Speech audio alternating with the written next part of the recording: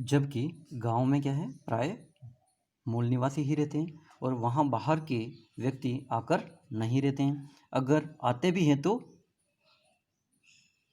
आसपास के गांवों से आकर ही रहते हैं।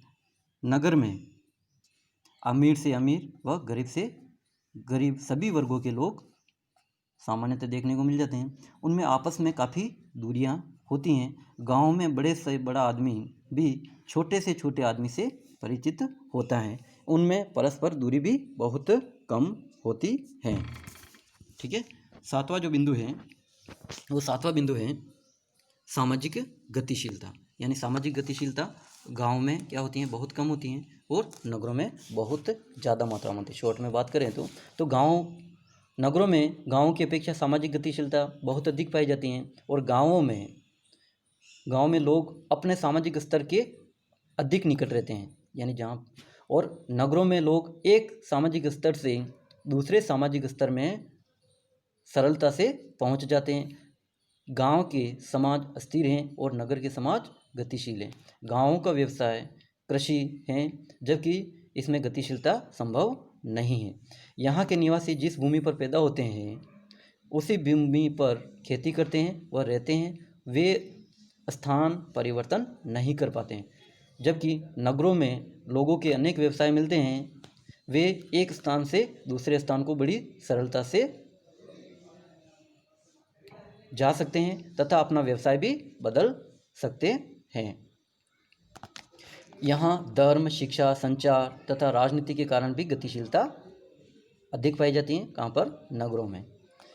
नगरों में मशीनी तकनीकी का प्रयोग गतिशीलता बढ़ाने में सहायक सिद्ध होता है।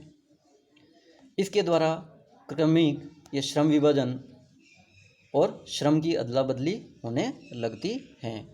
आठवां बिंदु है विन्यास एवं कार्यात्मक संयोजन। ग्रामीण व नगरीय बस्तियों के कार्यकलापों में ही नहीं केवल अंतर होता है, बल्कि उनके विन्यास व इमारतों में भी बहुत अंतर होता है। नगरीय कार्य दुकानों, वर्कशॉपों, गोदामों, दफ्तरों, सार्वजनिक इमारतों में के रूप में पाए जाते हैं। ये सब कार्य परस्पर संबंधित होते हैं तथा सड़कों, गलियों व रेल मार्गों द्वारा आपस में जुड़े हुए होते हैं। नगर में श्रमिकों व उनके आश्रितों द्वारा नगर की भूमि का अधिकांश भाग घेर लिया जाता है।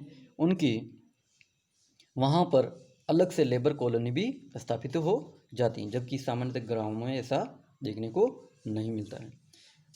लास्ट बिंदु है कार्यात्मक अंतर। यानी ग्रामीण और नगरीय बस्तियों में जो मुख्य अंतर है वो क्या है? अंतिम बिंदु कार्यात्मक क्षेत्र जो यानी फंक्शनल जोन।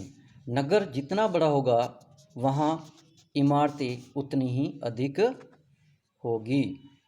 ये इमारतें नगर के केंद्र से मुख्य सड़कों के सहारे फैल जाती हैं। नगर में विशेष कार्य अपने विकास के लिए विशेष स्थान चुन लेते हैं। यानी स्पेशलाइजेशन होता है कार्यों का।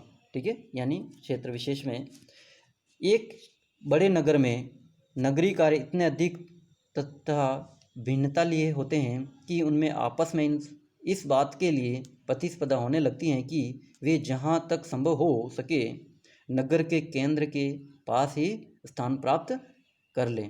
यह केंद्रीय भाग जहाँ दिन में काफ़ी हलचल रहती है और रात को क्या होते हैं, ये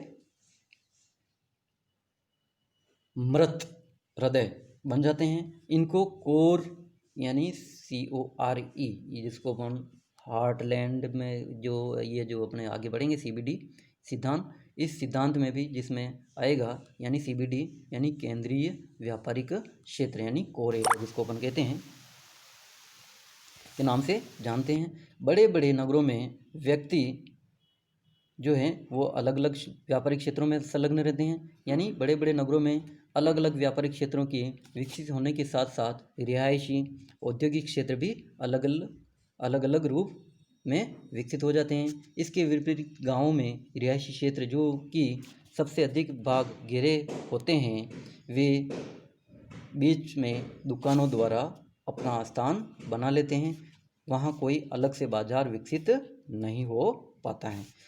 अब सामान्यतः निष्कर्ष रूप में देखें तो उपयुक्त विश्लेषणों से स्पष्ट होता है कि नगर आकार में बड़े होने के साथ साथ कार्यों में भी भारी भिन्नता रखते हैं, अतः इनका अध्ययन करना हमारे लिए बड़ा महत्वपूर्ण हो जाता है। गाँवों में भिन्नताएं कम मिलती हैं, इसी कारण नगरीय बस्तियां अध्ययन का प्रमुख विषय बन गई हैं। नगरीय बस्तियों ने अपनी विशेषताएं व विविधताओं के कारण बस्ती भूगोल में अपना प्रमुख व महत्वपूर्ण स्थान बना लिया है। तो बस्ती भूगोल को विकसित करने में इन सब बस्तियों का विशेष योगदान होता है। जो इन बस्तियों को अपन जो अध्ययन होता है वो किस में होता है, नगरीय भूगोल में। तो इसलिए क्या है, ये मूलभूत अंतर देखने बहुत आवश्यक हैं ताकि ये आगे अपने को समझने में असुविधा न हो। धन्यवाद।